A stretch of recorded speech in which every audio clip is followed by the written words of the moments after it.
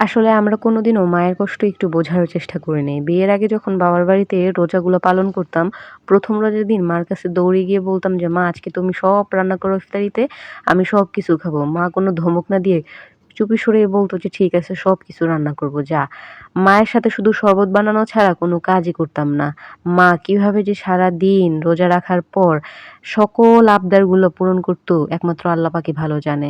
সারাদিন রোজা রাখার পরও যে একটা মানুষের মধ্যে কতটা ক্লান্তিবোধ হয় এটা কখনোই বুঝতে পারিনি। এখন বুঝতে পারি যে নিজের বিয়ে হওয়ার পর, নিজে সারাদিন রোজা রাখার পর যখন রান্নাঘরে যাই সারাদিনের ইফতারি বানানোর জন্য, তখন বুঝতে পারি যে আসলে মায়েরা কত কষ্ট করে নিজের সন্তানদেরকে লালন-পালন করত, নিজের ঘর সংসার সামলাতো। একটি নারী কেবল পারে এই সবকিছু করতে।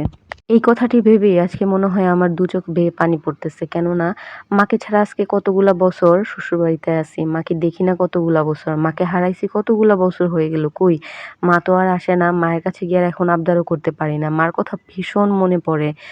কি আর করার? তারপরেও মার জন্য দোয়া করি। কেননা প্রত্যেকটা মানুষকেই একদিন না একদিন এই দুনিয়া ছেড়ে চলে যেতে হবে। তারপরেও কি নিজের মনরে বোঝানো যায়? মাকে ছাড়া কতগুলা দিন আছি। এখন রোজা আসলেই শুধু মার কথা মনে পড়ে যে আহা! মাকে কত কষ্ট দিতাম, মাকে যদি একটু বুঝতাম। এখন যখন অনেক রকমের ইফতারি বানাই মার কথা ভীষণ মনে পড়ে। যখন মেজাজ গরম হয়ে যায় তখন আর রাগ কন্ট্রোল করে রাখতে পারি না। মনে চায় কত কথা বলে ফেলি কিন্তু নিজেকে কন্ট্রোল করে নিজের সংসার সামলিয়ে নিজেকেই শক্ত হতে হয়। হ্যাঁ, এটাই হচ্ছে মেয়েদের জীবন। যাই হোক এখানে আপনাদের সাথে কথা বলতে, বলতে কালকে রান্না করেছিলাম তেহারি। তো নিজের মন মতো একটু তেহারি রান্না করলাম। কেননা আমার তেহারি খাইতে খুব ইচ্ছে করতেছিল।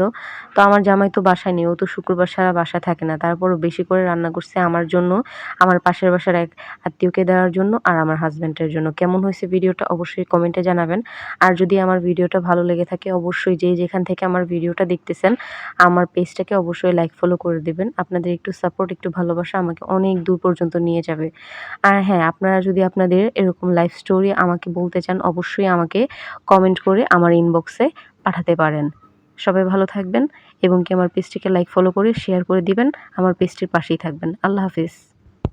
বিসমিল্লাহ বলে ১ম লোকমাটা দিলাম। আলহামদুলিল্লাহ খুবই মজা হয়েছে। সারাদিন রোজা রাখার পরও যে এত ভালোভাবে একটা জিনিস রান্না করতে পারছি, এটাই আমার মনে অনেক শান্তি দেয়। ভালো থাকবেন সবাই। আল্লাহ হাফিজ।